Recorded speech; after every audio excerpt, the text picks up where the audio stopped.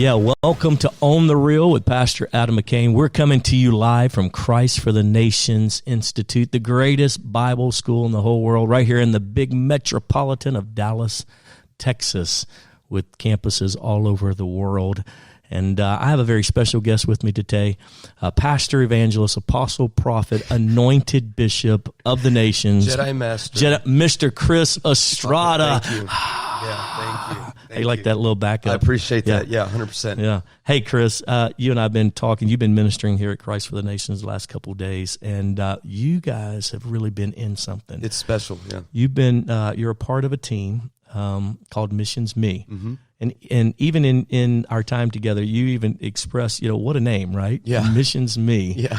And so, and then in the last month or so, there have been some phenomenal things that have transpired, and just what God has done. And I just want you to take a moment and just share, we call this On the Real, like behind the scenes, what's really happening, not what we broadcast, not what we put on social media, not what we market, what's really going on behind the scenes.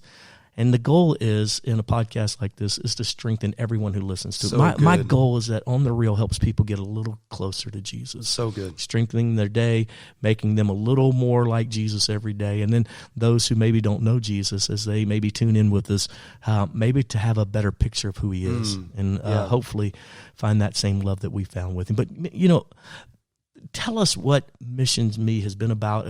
Wow. Just tell us what's been going on. I got to say that just even being here, thank you so much for having me on. And even what we're doing this week is just a small drop in the bucket to what Christ for the Nations or even what you have done is pretty special. So thanks for letting me speak into this moment. It's pretty special for me.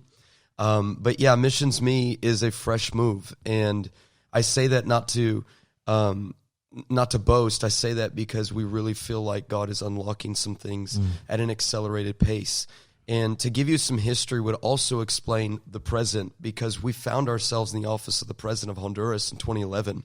And we said, Mr. President, country's in pain. Your homicide rates are here. The suicide rates are here. The poverty lines, food lines are extending, not decreasing. But what if God was speaking to your nation through the prophet Isaiah when he said, can a nation be saved in a day?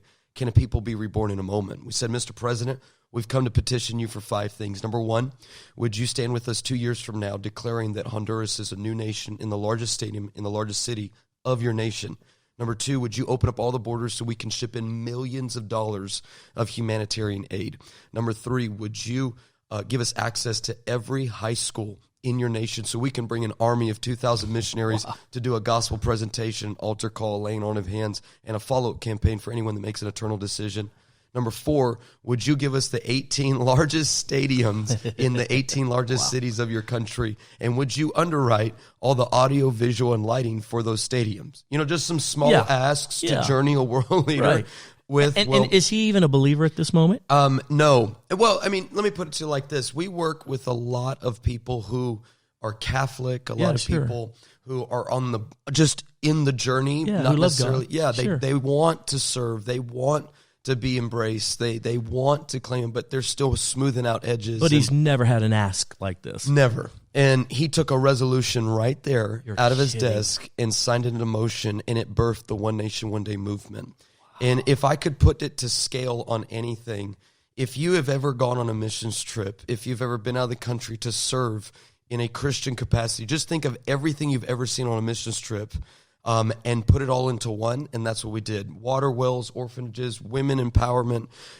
We did food distribution, sports clinics, medical clinics. Just in Peru, we took internationally, we've assembled the largest missions team ever in the history of the church.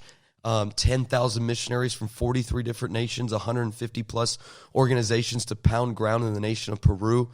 I wish I had more time to tell you about the 14 medical clinics in 12 different cities, the 47 water wells, the women's conferences, the political forums, the national spiritual leaders. We had 21,000 senior pastors just in Lima alone. Wow. It was incredible to watch. And you're doing this like in a one-day, we're 2-day type of thing. We take a whole week, and we just go in and serve in different projects, in different types of outreaches, softening the heart of the city and the nation. You're getting Honduras businessmen and women involved. You're 100%. Getting Honduran, media involved. Oh, man, because we we really buried ourselves in Honduras as the first one. We started seeing all this new, fresh playbook begin to erupt in the hearts and the vision of what God was doing. So then when Dominican Republic came calling, we were in some cases ready, but you never walk into a nation with the same playbook because different keys unlock different nations.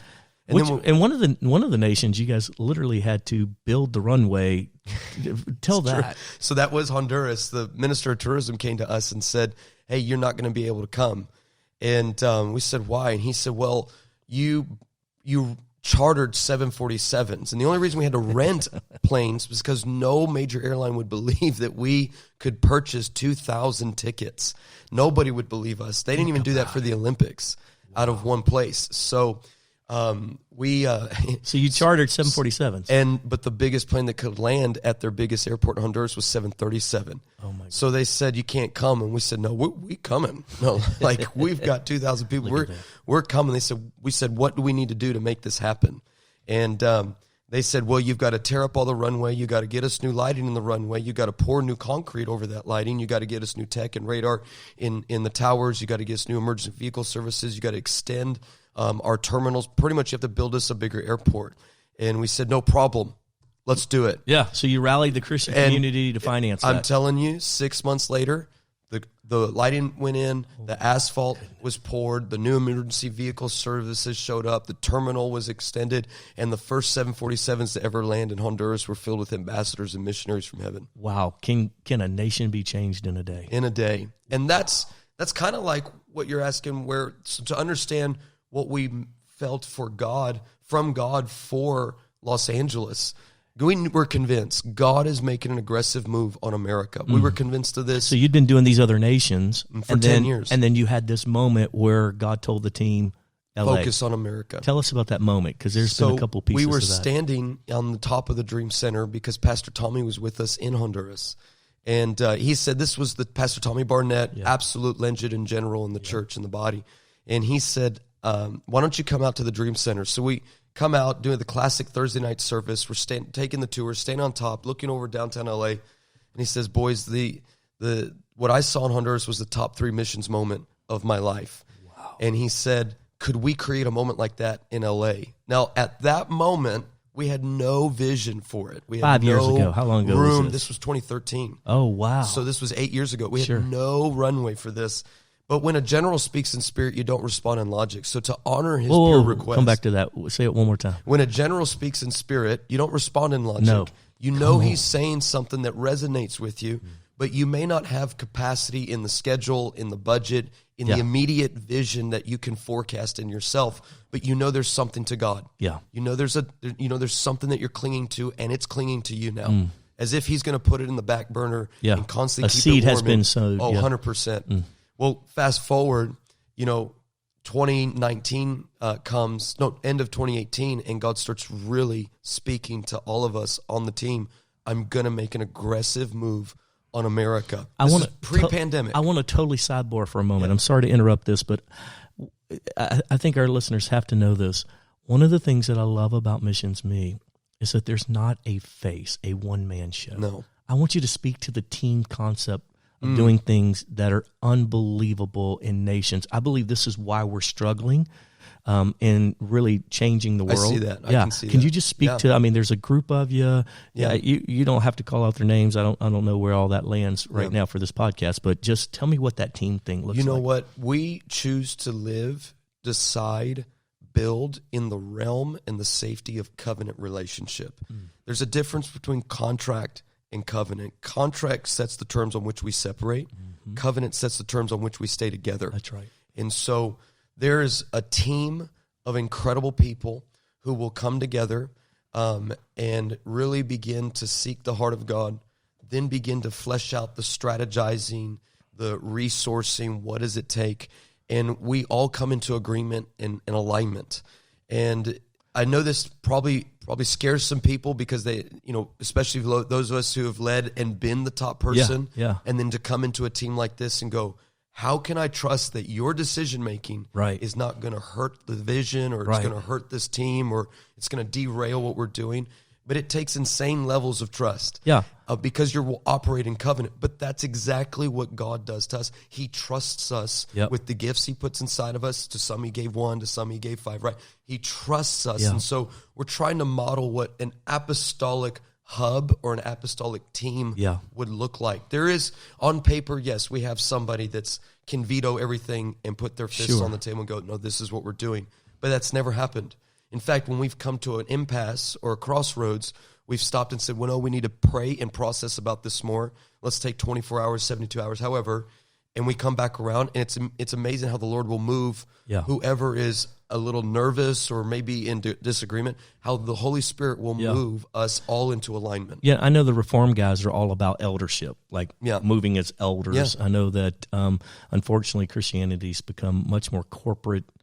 And CEO, down-led leadership like that. And I think this is a fresh move. I think this is a key to some of the big movement that you guys are experiencing. It is. And it's really what I've been coaching and teaching and preaching. You got to have a quarterback, no and or buts about it. But you got multiple team captains. You got a defensive team captain. You know, you got an offensive. You got a special teams person that are point people. And when they all come together around the table to move something forward, I love that. That's what I'm seeing with you guys.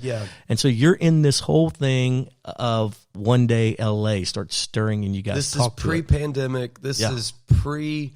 Everything we saw in 2020, God was speaking to us at the end of 2018. Focus on LA, face LA. So we finish the assignment that God gave us for Peru. We come into LA, and of course, beginning of 2020, we all step into the same global situation we were all sitting in. Crazy. We were supposed to do One Day LA in July of 2020. The only problem is we're sitting in this incredible, difficult moment as a whole, as a globe, and we were faced with the decision: do we cancel One Day LA? Do we postpone One Day LA? Do we reschedule One Day LA? We're watching the great movements on the earth, these great voices and sending ministries and all these missions organizations having to make their own decisions. And what was some of the vision behind One Day LA? What was it going to look like? What were your plans? We had a couple of pieces to this. Number one, the most important, was to do the greatest display of love the city of Los Angeles ever seen. When you think of Christ Church or Christian, you should think love. Jesus said, you'll know my disciples by the way they love. But in today's world, if you think Christ Church or Christian, you're not thinking, the first thing that comes to mind is love. Right. So what we have decided is we want to rebrand, reposition, and reapproach the world in such a way that their guard is down, because when you say you're a Christian, they're saying these people are the most loving people on the planet. So how we and were going LA to do being that? what? Oh my gosh, the of the world. I mean, this would be easily the most influential city of the world. Agreed. You could even say, some would even say it's liberal. Some would even say, I've heard people in the church sad enough to say it's the most wicked city in the world. Or, you know, I was tired of hearing, after living in California for some time, people prophesying death and doom in California. I'm like, hey, fool, I live there. Like, people get slapped in the face. I'm like, what are you doing? This is my city. This is my home. You're saying that over my family. And so I kind of took a little bit of a personal responsibility to go, no, we're going to shape it. And I just think light shines better in darkness. Yes, and sir. if it's so dark, then why is light leaving? Light should be invading. And that's exactly and wouldn't you say LA's the communication capital of the world? 100%. Communication, entertainment, all fashion, sports, you name it, it's all right there. Right. And I know some of these could be debatable, but there's no doubt the world looks to Los Angeles. It is not just a U.S. city. Agreed. It is a world city. It is a melting pot of nationalities. So you guys were going to show love by, give me what was some of the practical? So when we're faced with a decision, the Lord tells us, hey, you're used to doing these week-long moments. I want you to take what you planned for a week and do it for a whole year. Oh, wow. And so we said, okay, Lord, give us the keys that will unlock this city. He gave us 7 initiatives. The first one was to bring churches to be serve centers. These would be food distributions, places of safety. These would be testing sites, places that people could look to in a place they were looking for influence. They were looking for help. Yeah. We were going to rebrand the church to communities around Los Angeles. Wow. And so we had... Which means you had to bring the pastors together. We had to get unity on the board. Ooh. Unity, I don't know why. And let me just jump in real headstrong here. Unity is not optional. For too long in the church, we have negotiated our unity based on our doctrinal statements, based on our spiritual stances, based on people's pasts, based on or culture, style, or ethnicities and culture. But unity is not optional. The final prayer of Jesus was that we would be one. Not that we would be big or that we would be known or that we would be acknowledged, but that we would be one. And, the enemy's done a great job of fragmenting us. But he knows a united church is an unstoppable church. Yeah. And so, yes, unifying the pastors, so look, unifying the heart. On the real. Yeah. How difficult was that? It was a journey because you have a lot of legitimate, justified distrust. Right. People have been which is burned. like in a marriage, right? Oh my gosh. When you're trying to help people get back together in their marriage, like at some point you got to let go on, you know what it's like. Of your right. Hey, we need help in our marriage. You don't need help. You need a resurrection. Right. And you need to let go of your right to be offended by what they did. Yeah, absolutely. At some point you got to let that go. And so journeying, a Latin church, a black church, journeying an Anglo church, journeying an Asian church, journeying the church. Wow. It was a beautiful thing when the desperation levels hit from a 2020, all that went out the window. Did it really? It was like we are living in the same city. We are trying to win souls. We have the same mission. Let's stop finding what we disagree on. We have found what we agree on, that the greatest asset that we have is the message of the gospel of Jesus Christ. The greatest answer we could give is Jesus. So let's start displaying the greatest love by the church unifying first. And those pastors begin and Christian leaders begin to respond. Across the board. Well done, Christian leaders. It was huge because it was a great, if you will, a flare shot up into the air going, this is now possible. It was almost an invitation to other cities. You can do this too. Right. You hear about LA, you hear about the race riots, you hear about the protests, you hear about the demonstrations.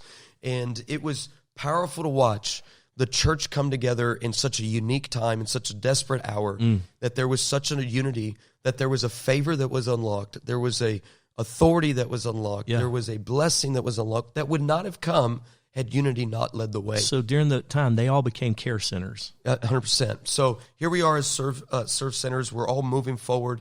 And then we step into what else is a key? Well, we really were highlighted about debt, especially medical debt. And I'm happy to report we've paid off $20 million worth of medical debt. These are individuals that would never have come out of this surmounting debt, that couldn't get a good place to live, which is why they had to live in the lower income areas because their credit rating was so low. They couldn't go to school because they couldn't qualify for loans. Some of them couldn't even get good jobs because of their credit score. But when we came in and eradicated $20 million worth of, I'm talking about all the underprivileged medical debt for like Inglewood, Compton, paid off. People are getting letters in the mail saying, hey, your medical debt has been dissolved. You are, here's your confirmation number, no strings attached. And the church that's 2 miles down the road did this for you, when really it was Missions Me. Yeah. So because our vision is not to ask churches to platform us. Our vision is to platform the local church. There you go. So you say we don't put our names on anything. We haven't. In 65 stadiums, we have never advertised one man or one band. We've only, it's about a mantle and a mandate, and God has had no problem packing out these stadiums. I want you to speak to the foster care thing. That was huge. So that was next, because we came into foster care and found out that kids can be removed if a parent can't provide a bed, a dresser, and a fridge. So kids are literally being removed, not because of bad parenting, because of poor parenting. And so we said, let's do a proof of concept. Let's see if we can get 100 of these active cases, and let's provide a bed, a dresser, and a fridge. We did that, and we saved the city $1.2 million. And got kids back in their homes with their families parents. Were united and stayed together. Well, when you do that on a city level, they're going to be like, what else do you want to do? Yeah. We say, give us access. They gave us carte blanche access to every active DCF case in California, in the Los Angeles, California area. Right. And so it's the largest market. There's 70,000 kids ready to be either adopted or fostered, or 7,000, excuse me, in the system. There's a massive budget in the foster care that they're just, this is an overburdened system. Right. But I want to say this, especially to leaders that are watching and listening right now, that this is not a civil issue. This is a church issue. Thank you. This is God is a God of families, which means we are a church of Him. We reflect Him. we as a church need to step up and start solving some of this problem. And I know not one church can solve it all, right? But I know that if we all came together, there's 256,000 churches recognized by the IRS, and there's 250,000 children in the system. This is a problem we should have solved a long time ago. Every church, just one kid. So we started moving forward. Just in the week of One Day LA, we closed 200 active cases just in 7 days. You're kidding. I want to say we got close to about 1,800, 2,000 cases throughout the whole year. Then we started activating that. Then we went into prisons. We planted We planted a church in all 35 state penitentiaries in California. Wow. That's connected to a local church. There's a streamable service that's going on in there.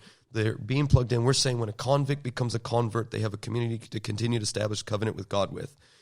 So Bishop Smith is broadcasting into that prison, and he's in the area. So when they're not watching YouTube videos, right? It's a full setup that they are broadcasting in of a local when they're released, minister. We get to break the generational curse of repeat offenders because they have a community that has already been praying for them, ministering to them, talking to them, and they know, go to your church. I mean, we had one of our executive team members that was in one of these churches, and a guy walked up to the senior pastor while he was standing next to him and said, "I'm from your San Quentin campus," which we all know what that is.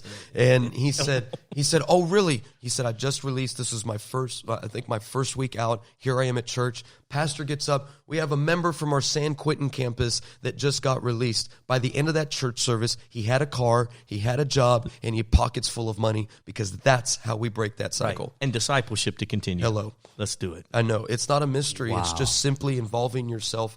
You can't wait for other people to tell you need to get involved. We always determine excellence like this. I know you want to paint the wall with excellence, but I need you to notice the wall needs to be painted. That's excellence. Right. So we've just adopted these as our own. Then we came into fatherlessness, because this is the roots. This is the root of all this that we're dealing with. Broken family structure. So we held a historic moment to call men into authentic manhood and fatherhood in the Bank of California soccer stadium, packed out with men, also streamed online. I think we've had 200,000 men that have said, "I'm going to stay in the place of authentic manhood and fatherhood in Los Angeles," which is huge. And then we come into this moment called One Day LA, called the Freedom Experience. So all this stuff builds up to this. Softening the heart of the city. We would have done it in a week. Right. But God said, take what you planned for a week, do it for a whole year.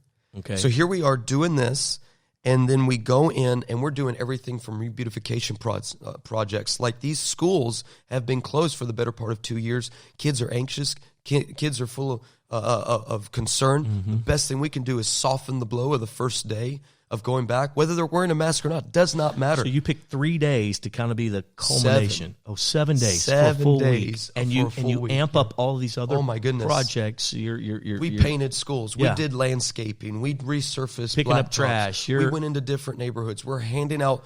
So you're down in Compton. You're over from in Watts to the Inland Empire to West Hollywood and even to Orange County. We're all over Los Angeles. And men and women have flown in from their churches. All over the world. But then what happened, which was so cool, which is a major part of your vision, is you didn't just reach out to the church to come do this. No, it was incredible to watch. So 60 days before something called the Freedom Experience, which is a part of One Day LA's vision, we had an incredible, generous offer from a massive music group who runs some of the biggest festivals in the world. And they said, "Can we run your production?" And we're like, "Yeah." And they said, "Who's your lineup?" This is in reference to like the closeout moment where you kind of end out a stadium. So we've done 7 days. This is a Saturday night. This is a celebration service. And they said, "Can we do your production?" So we said, "Yes." Sure. They said, "Who's your lineup?" And we're like, We're working on it. Yeah. and they said, right now it's us. They said, "Okay." Yeah, literally. And he said, "Okay, well, let us know." 30 days goes in. "Hey, who's your lineup?" God's just positioning some people. These people are, they're on a journey towards the Lord. So we're trying to talk in business terms, but Christian terms. Hey, God's going to put it all together. Okay. 2 weeks after that, "Hey, who's your lineup?" "We don't have it." And they're like, "Listen, you have 2 weeks to tell us who's going to be the lineup." Or we're pulling out. Yeah, and we're like, no problem. What I have learned, and this is what I got to give a shout out to Christ for the Nations, both as a student and a staff member. This place built a risk tolerance in me. There you go. That I didn't know I had until I was in this situation. Right. Because I'm here, we're going to SoFi Stadium. This is a $5 billion stadium. This is now the newest, nicest venue in America. Wow. This is... Holds what, 50,000? It's 67,000 people. I mean, it's huge. It's nice. This is, you do not want to, if you want to fumble, you don't want to fumble here. Right. All right. So, they give us we come to the deadline. They're like, guys, you have no lineup. We're getting nervous. There's no way. And so we said, listen, give us 24 hours. A phone call is going to be made, and we feel like there's something to it. The lineup's going to be built. They said, fine, we'll give you one more day. That was I believe that was in the afternoon. The next morning, this vision is put in front of someone that would unlock the city like never before. We were praying, God, who's a tier 1 influencer who could help us move the city into the stadium? And not just the city, not just Christians. We're not trying to do another Christian festival, get Christian famous people in there and pretend like we filled it with lost people and feel self-important.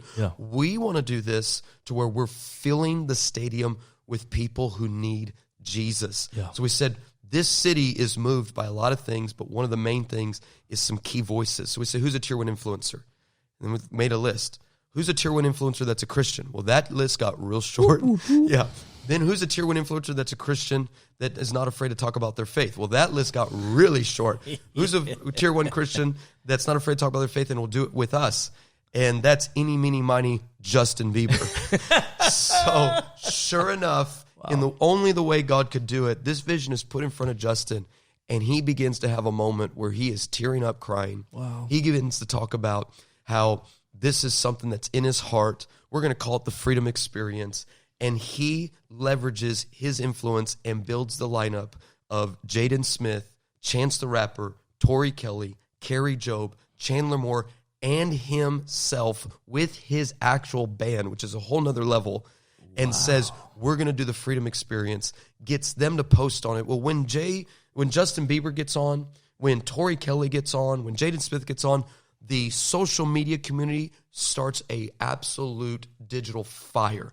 And we were asking the Lord, give us the super 100 influencers who are the top social media accounts to be able to hold up their phones or hold up their platforms and capture what happens in this stadium so we can wake up the globe as the world watches and that in. Broke into every sphere. I'm telling you, every from community, sports stars to celebrities, actors, TikTokers, and activist communities. Oh my gosh, and LGBT. Right. I mean, across the board, all these movements coming together because they saw that we were doing the greatest display of love the city has ever seen. Let me say this to people that are listening: hate is not working. Thank you. And yet we have so operated in our opinions. We have so operated in our criticism. We've operated in our harshness. Hate doesn't work. It's never worked. No. Love is the only thing we can rely on right now for it to work. And I love what Frederick Douglass said, the great, I consider him a theologian, but he's incredible. The great Frederick Douglass said, he said, partner with anyone to do good, partner with no one to do wrong. And that's exactly what we did. And so there were people who obviously didn't think like us, probably didn't live like us, didn't believe like us, but they were shoulder to shoulder, touching the city, uniting under a vision that came from God and God alone. So here we have the Super 100, but then it starts growing. And now we're having like thousands of these influencers. I'm talking about the top accounts on TikTok in the stadium, Instagram in the stadium. I'm talking about the top all across social media, the top bloggers, the top news media outlets. Every major news media was there. Every major print media was there. Every major digital media was there. You had athletes. You had business owners, NBA players, NFL players, MLB players from all over the country. You had some of the wealthiest families on the planet in the stadium. You had some of the most influential Christian voices, generals, fathers, and mothers standing next to people who were dressed like they were at the club and holding a beer, and they were feeling the presence of God. I'll never forget when Justin is in this moment, and he stops. They kind of thought it was like they saw it as they thought it was a concert, but kind of celebration of the activism or the collectivism of what's taking place. Because we've been helping because the only people that got in there were the people that served. We said you got to sit in the stadium. You got to sit in the SoFi because you served. You sit because you served. You had to serve a minimum. So if you weren't handing out food, if you weren't out there picking up trash, couldn't get in. So you got celebrities out there picking up trash. We got people. I can name you names that would shock you. Yeah. And I'm going to reserve it. Yeah, protect them, sure. But I can name you names. You watch their TV shows, you hear their music, you're looking at them on Instagram, and they're rolling up in their $250,000 sports cars, getting out, asking, please have no cameras, please have no video, please have no press. I want to serve. I want to serve. I don't want to be recognized for this. I don't want to be acknowledged. There is such a misconception on some of these people that I've got to clear. I have a big heart for these people now after working with them. And it's just amazing to see what God has been doing in the shadows, in the unknown that's not in the visible, and how their heart has been so tender, not just of One Day LA, but faithful pastors and voices that have been plowing the way I'm talking for tens of years in Los Angeles. It's pretty significant. Yeah. So here we have this freedom experience. Justin is in a moment where it's just, I'm talking, it's heavy. Yeah. Like, I'm a Christ for the Nations grad. I know a good prayer meeting when I see one. I'm at Missions You're a good Meet. revivalist. I love revival. We're at Missions Meet. We love revival. Okay, we love all of that. I'm telling you, the presence of God was saturating every chair, every soul, every moment. You've got full on transgender people standing there. I'm telling you, my son is standing next to people. I'm like, I'm still not sure what gender that was. Like, my son is there. He didn't care. Worshiping. Yeah. I mean, I'm telling you, you've got the most famous MMA fighters. You've got the most famous business leaders. You've got all these people standing shoulder to shoulder with believers. It was the perfect, multi-motivated audience I have ever seen in my life. A great blend of people who need Jesus and a people who know Jesus and were serving because they love him. Yeah. And then you're in this moment. Justin starts worshiping. He starts worshiping. What's he singing? Tell me the moment for you. Man, like he's you know, one of the things that really touched me was he stopped. He wasn't performing. I think that's what a lot of people. It blew their mind. It was like, he's worshiping. He's on his knees. He's not dancing around. He's on his knees. If you can go watch it on YouTube, go watch the Freedom Experience. You can Google it. I think we just hit 1 million views. Yeah, that's what I saw on it. And he's sitting there. He drops his knees. He's worshiping, and then he stands up and says, "You guys," he said, "there are people in this room. You may not know what that is you're feeling." And then he takes a long pause. He goes, "But that is the presence of God." Wow! And when he said that, it was like something loosed whoom, over the whole stadium. Wow! And I watched as people around me started to cry. I watched as believers started to encounter God's presence and his love. I watched as people I never thought or maybe held a private prejudice towards for something they did in the public spotlight that I watched on a TMZ reel. Yeah, right. Or I watched stuff them they post. I watched them to encounter the same love that changed me was now encountering people that I had never prayed for, yet I'm still in the same room. Right. That I forgot to pray for, or I would neglected to pray for. And I just was so moved by it. It was heavy. It was rich. And part of your role was to host the dignitaries. It was to host the VIPs. Yes, it was and that list kept growing by the hour. Minute. I mean, we're getting phone calls from some of these people. Again, these people. I promise you, this isn't like, oh, we had one player who's on the B League. Right. No, and they roll in with their posses too. Oh my gosh, like 20 deep. 30 deep. So all these green rooms are all over the stadium happening, and you're I've got to have managing security. I've got to have and so for you VIP and I, hosts. I mean, talk about all the revivals we've done, all the conferences. It trained me for this. Yeah. I never knew YFN would train me for this. Yeah. Never knew hospitality team at CFNI would train me for this. Never knew that conversating with men of influence and women of influence here on this campus at CFNI trained me for that. But some of these men and women are rolling up with their cognac in their cup, and they're in the green rooms. Let me just speak I want to you, that. I want you to speak to your experience of sacred versus secular. Yeah, I mean, like this has to, I know even you and I talking about this, I'm challenged. Like, whoa, where am I at with what's sacred? I was too. I want to tell people that too. I'm like, we had to really, as a team, come together and go, what does the word say, number one? Number two, what is the fathers and mothers we have in our life saying? Yeah. And number three, what are we going to do?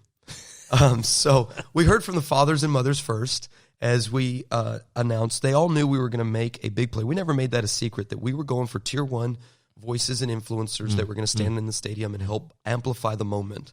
We never really released who was going to share the actual gospel message because honestly, we didn't know until a few weeks before.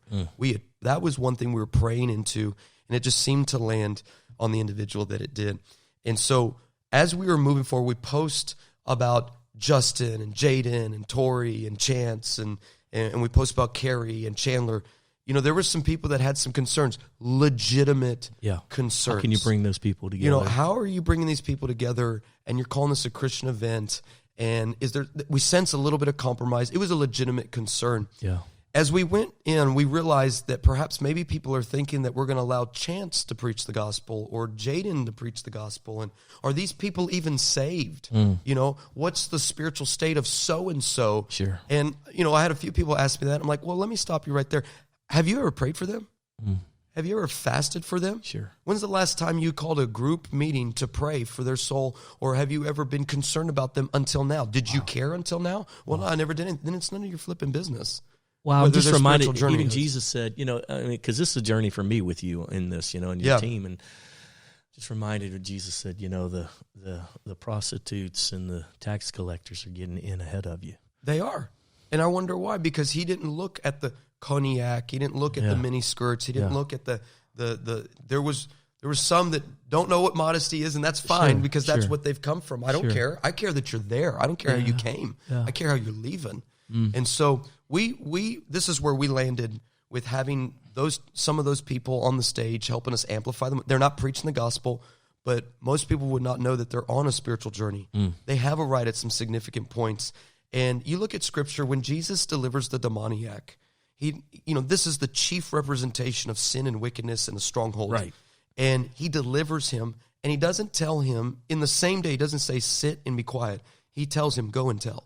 Yeah. The woman at the well, when he ministers to her, he doesn't say, sit and be quiet. He says, go and tell. So there is a biblical precedent for anyone who has given their life to Jesus to tell their story. Yeah. They don't have to preach the gospel, and by Scripture standards, they're not leading that moment. They're not pastoring churches or anything, but they have a right to say, this is what Jesus did for me. With all their residue still there. I mean, come on, aren't we all smoothing out edges? Aren't we all iron out wrinkles? I'm not saying that. But I think it's real significant that the goal was to celebrate what we did in the community. Yeah. And then have this moment with the Lord and to present him. And there was a clear gospel message that went forward. It was powerful. And it was 12 minutes of straight holy fire. One of the people that an executive producer of the moment was Pastor Judah Smith. And Judah leaned in with his influence, his leverage, his world. He had a lot of skin in the game. Yeah. And such a great man. He is. And he came out. We felt like, no, this assignment has fallen to Judah. And so we're going to pray him into that place. And obviously he just landed right there, came out, preached the gospel of Jesus. I mean, the message of the cross, the message of salvation, led people in a special moment. And it literally, I don't think we'll ever realize the actual spiritual impact of what took place in that moment because what was happening behind the scenes, the prayer meetings behind the scenes, the moments. I'm telling those people. The conversations with people who have no idea who Jesus is, and now they're having conversations. None. They're just like, what was I feeling? In the 90s, we camped out on this thing called the Engel scale. And the Engel scale had -7, -6, all the way to 0. And a 0 being, I want God. And a +1 being, I made a decision for Christ. A +2 being, then I got water baptized in front of all. But backing up, our goal was we began to understand if I could just take someone a little closer to Jesus. So from a -7 where you're an atheist, you hate God, and you're doing all you can to destroy the Christian faith, to a -6, from a -7 to a -6, where I don't want to destroy Christianity, but I'm not really I'm not sure. I'm an agnostic, and then move them from there to the next phase. Yeah. How many steps do you think happened? Oh, my gosh. I mean, those people made movements towards God. I think we didn't just make steps. I think we took flights of stairs in that one moment because it was the people they listened to on their Apple Music or their Spotify. It was the voices they all get their fashion sense from. It was the people that they're watching on their social media. Sure. And then you've got probably it's not argument. He is the biggest pop star in the world, declared what you're feeling is the presence of God. I challenge everybody, go watch it. Sure. Maybe you're uncomfortable with what I'm saying. Go watch the Freedom Experience and tell me you don't sense a spiritual encounter happening, not just in your life, but in that moment. I want you to take us to, so you have the privilege of going from church to church, conference to conference, and we really need to grapple with this. Because I'll be honest with you, I'm not going to let certain movements define to my children on where righteousness is at, who God is. Right. And but at the same time, how do I have a heart for them and help them journey to Jesus and cry out for? The church is in this, like, what's secular and what's sacred.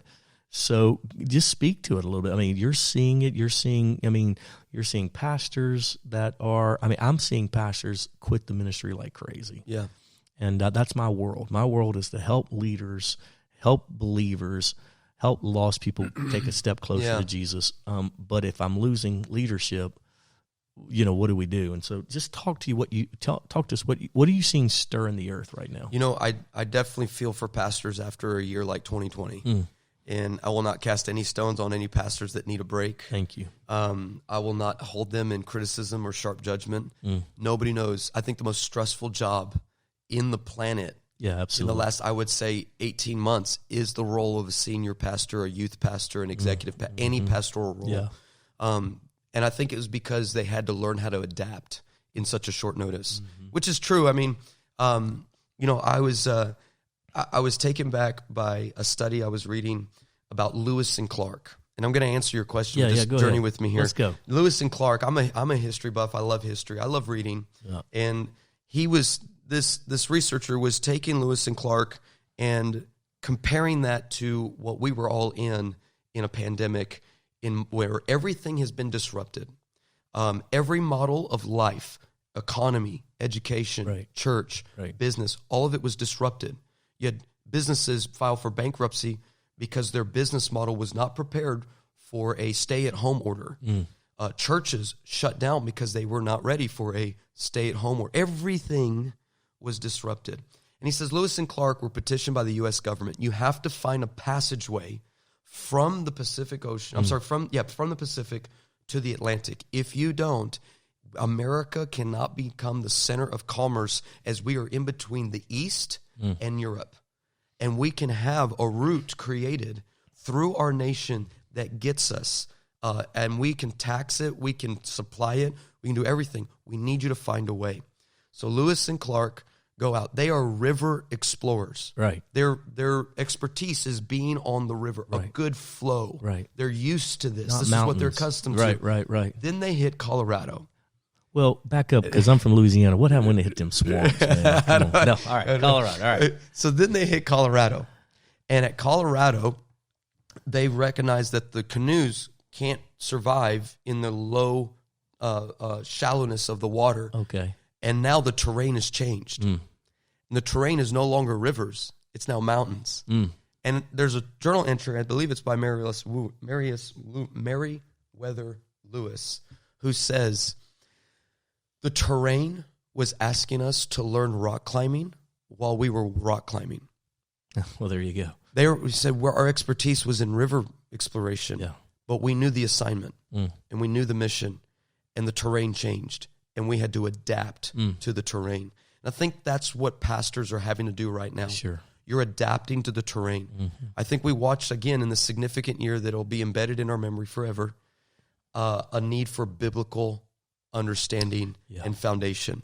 I understand preferences and style. I get streams and I get emphasis and passions, likes and dislikes. I get that. But there is nothing as strong as the Word of God. And so I'm finding pastors preaching, if I could say it like this, they're preaching the boring, quote unquote, boring messages. They're talking about faith righteousness. They're talking about justification. They're talking about these things. Holiness. They are talking about holiness a lot, because those were things that were lost in our illustrations, in our life coaching. Those things were lost because we couldn't fit it into a 25-minute message. That's right. And now they have taken time to break open the Word. I've done the history when America was first founded. Pastors would preach for 2 hours. That was after an hour of worship. Yeah. They spent 3 hours in church, and then the men of that day would take it back to their home, and for the rest of the week, they would unpack it and disciple it to their families. Mm-hmm. And so when they were being taught 2 hours a week, and then Bible studies throughout the week, and then men's groups throughout the week, the people who were living in the 1700s were dying with the equivalent of 2 doctorate degrees because they were studying that long and that much. And we think we can just get our drive-through Sunday mindset and walk away with the same authority. We will not carry the same authority. And so I'm loving watching pastors return to these deeper things in the Word. And it's battling against these major polarities. You know, the Bible talks about strongholds, and I liken that to memes. There you go. A meme is something that, you know, you ever watched these shows that like the internet destroyed my life? Yeah. It was because someone took a picture of someone and they made a meme on it. Yep. And their face was on it. And so everybody has now, because it was believed long enough and got repeated long enough that it became a belief. Right. And so if it's believed long enough and repeated long enough, it becomes a belief. It's like a meme. And so some of these areas that we're watching that are prejudice, that are racist, but they're pretending they're not, or areas that are hate-filled or divisive, they are believed long enough and repeated long enough, which is why we need the truth of God's Word and coming off the heart of the loving place of a heart so that they can speak to these issues. And we can dismantle. You know, a big thing right now, you guys know this, is deconstruction of my faith. I'm like, what are you deconstructing? It's you didn't get something, but you don't need to deconstruct something. Or manifesting. This is a big thing in the business world now, these Fortune 500. I want to manifest success. I want to manifest breakthrough. I want to manifest my goals. That's called faith. We're way ahead of you. And the church has everything to offer if we would just preach the Word of God. And I'm watching churches step into that a lot stronger. Yeah. I'm watching pastors go, hey, I shortened the worship, which, you know, before the pandemic, it was like, hey, bro, we only got like 20 for 25 minutes. Just, you know, go strong. I'm like, okay, cool. I'll serve anywhere. Yeah. Now I'm hearing, hey, bro, we took out 2 songs. I need you to go deeper on this. We added kids ministers. Yeah. Hello. To go a little longer. You know, and I get the short services. I get the models. I'm not against it. I preach in those churches all over. Those are my friends. Yeah. I've even counseled some churches who are experiencing some great growth to go shorter service. Our church in California is experiencing growth, so we've had to go to shorter services. But that means every word has to count. Yep. Every moment has to count. Sure. It has to carry something. So when it comes to this line between sacred and secular, what I'm hearing you say is you sense a move back to biblical worldview, back to stronger understanding of God and the Word, the Christian coming up 6, 7 more levels, if you will, that then is attracting more than ever the hurting, the broken, the disenfranchised. What the world has to offer is not working. And my line between sacred and secular is the Word of God. And I look at the way John the Baptist was operating his movement and ministry. He's in the middle of nowhere, camel hair, leather belt, locust, and people are coming. Then his cousin shows up, and the move of God moves to his cousin. He's not in the middle of nowhere. Yep. He's not doing harsh living. He's not doing any of that. He's in the city, and he's hanging out with mafia and prostitutes. That's exactly right. And people were flipping out. And the greatest persecution didn't come from the Roman government. It didn't come from the world. The church knows how to kill its own. Yep. And so the greatest persecution I'm seeing is churches attacking each other. Yeah. Again, because we think unity is optional. And so we do it in public spaces like chat rooms and comment sections and even public spaces like DMs, which you would think would private guys screenshot that, post it up. Look at what so-and-so said. I'm like, bro, you need to grow up. Yeah. The way I do it is, what is it, Matthew 18? Yep. Go to your brother, go face to face to your brother, and if he won't listen, bring a leader, a mature believer, and if they won't listen, bring them before the elders, and if they won't listen, release them. Yeah. You did everything you could. We don't do that anymore. Nope. We immediately bombard their life. We literally attack. And this isn't just true in the church. This is true of political figures. This is true of sports figures. Yeah. This is true of celebrities. We didn't learn this from the Word.